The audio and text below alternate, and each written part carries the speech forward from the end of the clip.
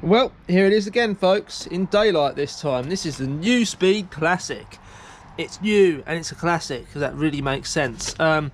Yes, this has to be the worst mountain bike I've ever seen. It's sold as a mountain bike, because that's what we're going to call it. Right, so what have we got then?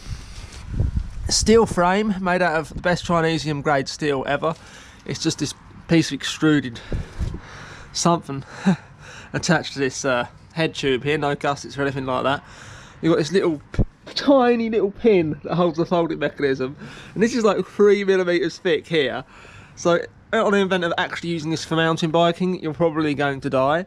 You have nylon bushes, really cheapy looking hardware on here as well. This is just a bit of old steel. Again, nylon bushes there as well. The seat stay is just tubular steel with some little bits of 3mm on the end of it. Some nylon bushes there. The wheels are die-cast magnesium.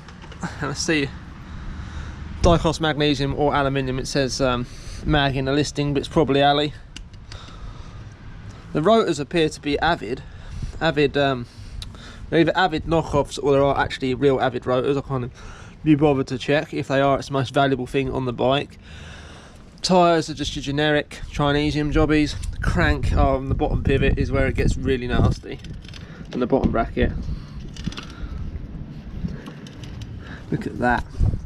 Feast your eyes on that. It's already got play. This was practically brand new like a couple of days ago. That's how good this thing is. The forks are made by a company called Tahong, and they are really flexy. The front wheel bearings have play already. There's both play and the fact it's sort of broken at the bottom. I'm here to fix that today. The brake lever has fallen off of it. It just simply fell over. A bit like that. The folding mechanism doesn't do anything, keeps coming undone, which is nice and safe. It folds up like this, by the way. Hang on. It is a sort of safety pin. Yeah, no, it's completely stood up now.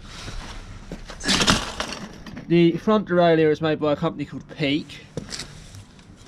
The rear shock, yeah, that has to be the cheapest rear shock I've ever seen.